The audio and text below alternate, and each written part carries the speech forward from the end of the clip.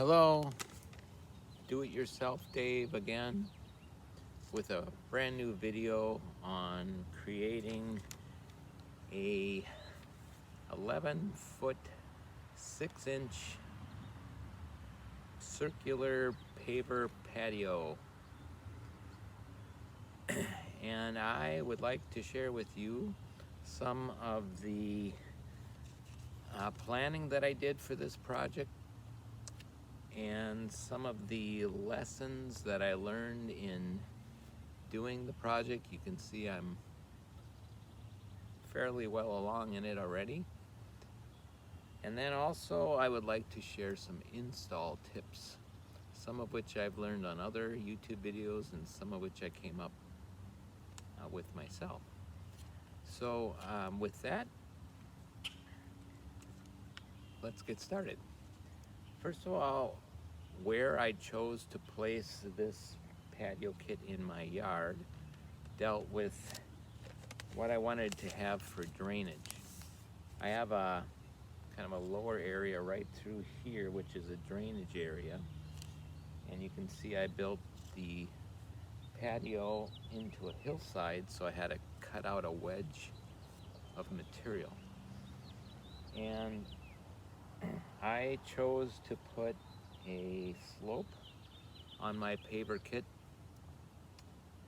of about 1/8 inch per foot, 1/2 inch per 4 feet, to allow the drainage of water to come down to this low spot through here.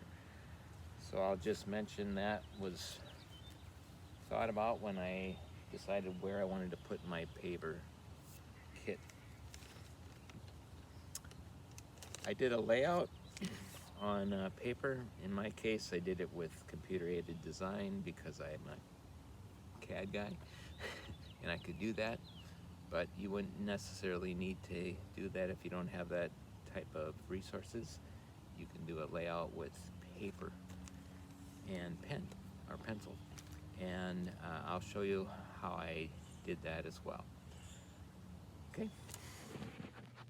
So as I mentioned, I did a quick layout using computer-aided design. I set my slope of the wedge to be the slope of my grass or my lot, and then I did a layout cutting into the hillside. And then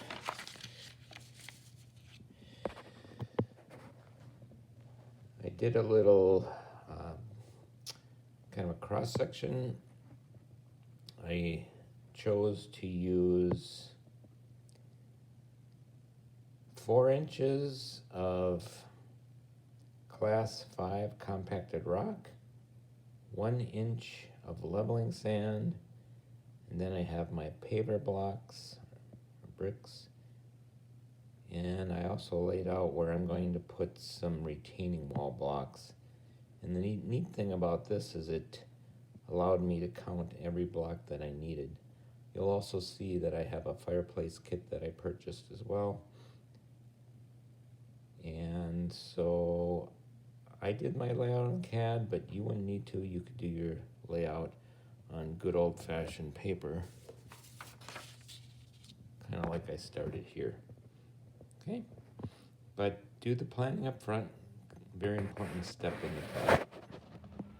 Okay, we're back outside, and I'd like to continue sharing my tips here.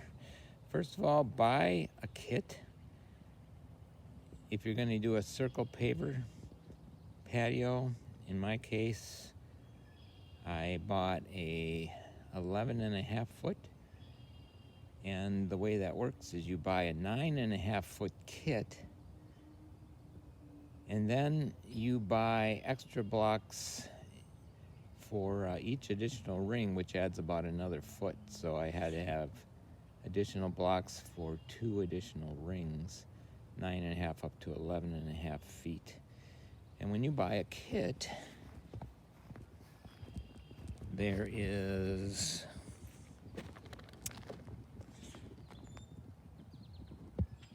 a pallet filled with blocks, they're not labeled as you see this in this diagram, so you have to just look at the size and determine which block is which letter. And this is the diagram for the 9.5 foot circle, so it's completely contained on one pallet. And what I would recommend is that you take each of the sizes and separate them out by letter and put them in piles. And you can also do an audit to make sure that all of the blocks are there. And then, as I mentioned, each additional ring you add, in my case, I've just added the first ring here. They're all the same size, like a 6-inch square. And so if you add 2 of those rings, you add another 2 feet to equal 11.5 feet. Zooming out, sorry for the bobbing of this video. Also recommend that you would have it delivered.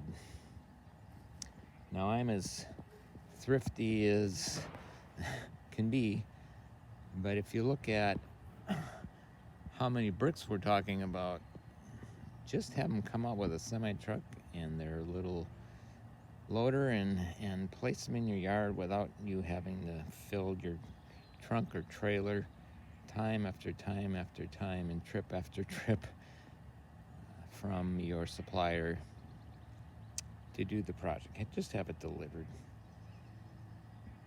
Then, in my case, I mentioned about proper preparation. I use 4 inches of class 5 recycled base. And then I used a hand tamper like that to tamp it in place. Now a lot of people say, oh, you should rent the power tampers, and I wouldn't agree with that, because you have to really pack your class 5 down in like at least 2 steps. Each like 2 inches should be packed. And I excavated out actually a 14-foot diameter circle, and I used some equipment called a dingo, or a walk behind skid steer, if you will, and that saved a lot of work. I would recommend renting one of those. In my case, they rented for about $200 for the whole day, and it did take a full day of labor as well. Then on the class 5, I had that delivered partially in the hole and partially on the side of the hole. That worked out really slick. And I used, this is a tip now, I stuck pipes in the ground, sticking up about 4 inches to strike off the depth of my class 5 rock. And I just put a pattern of those throughout this Paver layout. And what I did was I used a long straight edge, like that one, and I put it across the tops of the pipes, and then used a 4-foot level to determine, in my case, a slope, 1 inch per foot, to set the tops of the pipes so I could use that as an estimate for the top layer of the class 5 rock. In your case, you might want it level if you don't need drainage, but it worked out really slick. And that got me really close with my class 5 rock height. Then I was ready for the 1 inch of leveling sand. And I saw a great YouTube video on that where you use these PVC pipes as kind of a screeding guide. And then you just lay down those vertically. You can kind of see where I had them. And I put my leveling sand in between. And then I literally use this straight edge, which is just over 8 feet, bridging across all those pipes. And I used it to screed my leveling sand really, really nice and flat, as you can see. And you'll notice that I'm well beyond the perimeter of my Paver patio. I have to add one more ring yet. That's on the docket for today. And then I need to add my retaining wall blocks as well. So I just wanted a nice level base for all of that to lay on. And I can tell you it's turning out great. It's very flat and I'm super proud of it. So with that, I will leave you and come back with some more tips. Okay, back with some more tips. You'll notice I use some boards to be able to walk on my leveling sand because I don't want to put all kinds of footprints in it. So that's a good user tip. Then also, this is something I came up with. I put a kind of a rod as a axis for my patio, and I drilled through my center paver for that, and it's just pounded down into the ground, and it was set plumb. And then I have in my case it's a wire, could be just a string, and I use that for the radius. I use that to create the 14-foot radius, and you just use a can of spray paint holding out at the end of the wire really close to the grass. You'll get a nice sharp line, and rotate it around that peg. Another tip is you can use the same method to set the radius of each of the rings so that it literally is a perfect circle. Mine is set within like plus or minus 1/8 of an inch of a perfect circle, which is pretty amazing, given that it's just rough cut paper bricks. All right, with each ring I added, it got a little more complex. Some of them were fairly easy, some were more challenging, and you really have to just follow your pattern. You can see, like, let's see, you have a center, we have ring 1, ring 2, ring 3. Threes are all G's, simple. Ring 4, G, A, G, A, G, B, G, etc., etc. So you have to be really careful about the way you set those. Okay? And what I noticed with each consecutive ring that I added, it became a little bit more difficult to fit in that very last brick. So my user tip is, when you set the rings, set them tight together the entire way around so that you have more than enough space for that last brick. Then you can easily go back in and set the little gaps between the pavers somewhat even so that you can tighten up to the last paver. What I notice is if you start by estimating gaps between pavers, when you get to the very last one, it'll likely be too small, and then it's more of a pain to try to shift each of the paver over to make the room for that last brick. When you are done, you should really have small gaps, small to large gaps at least, between each of the pavers. What you want to try to avoid is two pavers that are really tight together.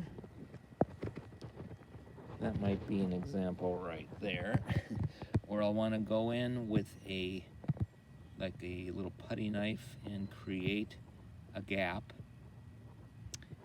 And the reason for those gaps is to put your locking sand inside, which has like a Portland cement in it, and then you wet it down, and it literally is a lock between all the pavers. So you can go back and set your gaps and just kind of make them all somewhat equal. I mean, roughly. I mean, they're paver bricks, right? This isn't rocket science. So that's my tips for now. I'm going to have a few more that I experiment with as I finish up this project. Thanks. Well, here I am on my last ring with my last block. And as you can see, I have a little space for a 6-inch block. So probably a good training thing. What I need to do now, since I have gotten the inside edge of all these outer rings tight together, now to open up this gap, I'll need to spread radially, that is to spread out each of these outside blocks on the ring, outside ring, and that will open up, I think there's 68 blocks in this ring, enough to fit this one in. So here goes. Well, I was able to open it a little, but obviously not enough. So what I'm going to do instead is not use this block and make up for that gap by increasing the gap slightly all the way around that outer ring. It'll be okay. It won't look too terrible. As you can see, there already are some pretty large gaps in my bricks. But that, of course, will be filled with locking sand, so it doesn't matter too much to me. Anyway, I gotta get going on that. Okay, that actually worked pretty good. I was just able to use the gaps up throughout the entire outer ring. And I'm pretty happy with the results. Now next, what I'm doing is I'm going to tamp on top of the pavers. Haven't heard of anyone else recommending this, but I've got a little piece of plywood there, my tamper, and I'm just gently going to go over all of the pavers to put them in a plane and set them down a little bit better into the leveling sand. Can't hurt, but again, I'm not being very aggressive with it, just gently tamping down on the plywood. Okay, just wanted to show you how nice and flat this paver patio is. If you take your time, level out the sand really nice. Make sure not to disturb it when you lay the pavers. You get a really nice result like this, okay? Our next step is to lock in the edge all the way around using these black strips, whatever they're called. And you'll notice from the directions that you can clip that little wire or a small section between the tabs for curves, or you can leave it in there for straight sections. So I'll be cutting every one of mine. And then it says, hey, add a spike at every 18 inches at a slight angle, backfill with soil against the edging. So I'm going to do that next. One thing I'm going to experiment with, since I haven't had a tremendous amount of luck with the nailing of my spikes in dirt, because they either break or bend, is I am going to experiment with drilling a small pilot hole with my hammer drill for each spike that I put in and see how that works. So I'll let you know how that went. Okay, that actually is turning out really nice. I forgot to show you the spikes I'm using. They're these plastic edging spikes. And in my case, I'm going to drill every fourth space. So 1, 2, 3, 4. I'm going to drill right here and show you how that works with this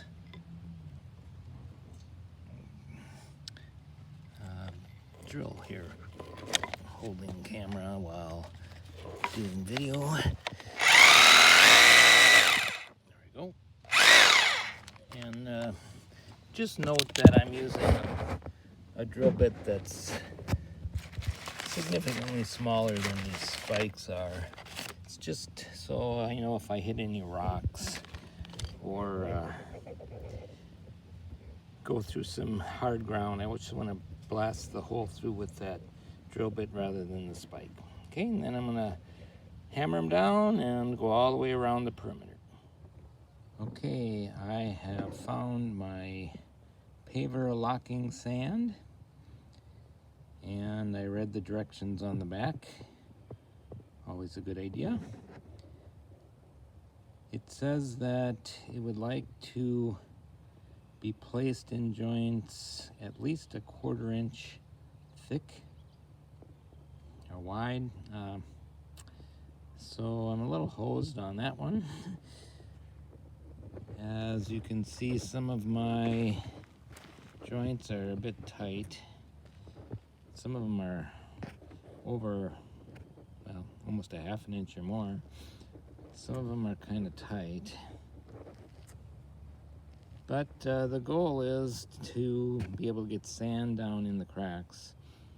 And I'm happy if I can get any sand down in the cracks, because this sand hardens when you wet it, okay? So this is an opportunity now, kind of last opportunity, to ensure that all of your gaps are the way you want them, approximately equal.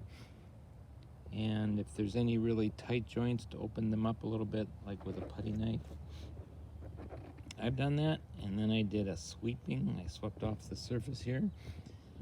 So the next step is to break open the bags of this weed block locking sand, and then gently with a push broom sweep it into all of the joints until it's flush with the top. I'm not going to be doing it fast because I want it to have time to sink down to the very bottom of the pavers. All right. After that, the directions say to wet the paver sand in 3 different steps, and not to flood it so it washes out the sand, but just dampen it, get it wet 3 times so that it can set up. It's awesome stuff. You guys should use it, and it makes this whole thing one unit like grout does for a tile floor. Okay, let's get her done. Okay, I've got all of the paver locking sand gently swept into all the cracks, and I was careful to fill along the outside edge. And you can see that there's a slight haze on the top of the paver blocks. And I'm going to take a leaf blower and gently try to blow that off. I learned about that from another YouTube video. Trying not to blow out sand in the cracks, and we'll see how that looks when I'm done, and I'll give you a comparison look, okay? Well, here's the after the leaf blowing. I'd say that was a good idea. I just kept the speed very slow. In fact, it was like an idle speed on the leaf blower, and I was just kept the wand moving really fast, so and didn't dig out my grout joints, and worked good. I saw a lot of the powdery residue just blow right off of the patio. So now I'm going to lightly water my paver sand, the locking sand, so that it begins to set up nice. If there's any areas that sink away, I can always add some more locking sand after everything dries off and repeat. And then eventually I'm going to build a fire pit. Kids up there, right there, and probably seal this patio as well with like a concrete sealer. I also need to build a retaining wall to retain that dirt, so that's also on the project list too. Stay tuned. Thanks. Well, I'm ready to lay my first landscape retention block, retainer I guess it's called. And I just wanted to show you that these come with a lip, and right now I have the block upside down just so you can see that lip. So the lip will go down, and I'm going to start centered on my excavated area, actually tight to the patio but centered like at 12 o'clock if it were a clock face. And then I'm going to level it in 2 directions, left, right, front, back, and then I'm just going to keep adding blocks around the circle, each way probably 180 degrees or so. And as you can see, I extended the class 5 and 1 inch of leveling sand so that I would be placing my blocks on top of that. And that was intentional because hopefully it'll go pretty fast since it's all level already. Okay, I'll show you progress as it's being made. Thanks. Well, I'm actually done with the first row, and I'm leaving this end open for drainage. That's the low end of the patio. And you recall I mentioned about putting these blocks with their little lips facing down. And now you can see with the addition of the second block why that's important. As you put it flush with the inside edge of that back tab, you get a nice little offset for the blocks, and they're just going to kind of stair step back into the dirt, and that's what you want. So now That was the hard work, getting all those, the first layer in. Now it's just Lego stacking blocks. And I just wanted to mention that I try to make sure any two blocks, adjacent blocks, are pretty much in a plane, and that a straight edge doesn't really rock when put across them.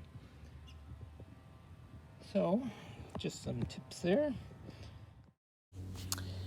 Well, I have finished the patio. I decided to use a solo stove, which is a smokeless fire pit. That's what's in the picture here. I also chose to seal my patio pavers using a concrete sealer so it would shed the water a little bit nicer. And I backfilled around my patio with rock, got my drainage in there, planted some flowers, so it's beautiful. Thanks for watching and have an awesome day.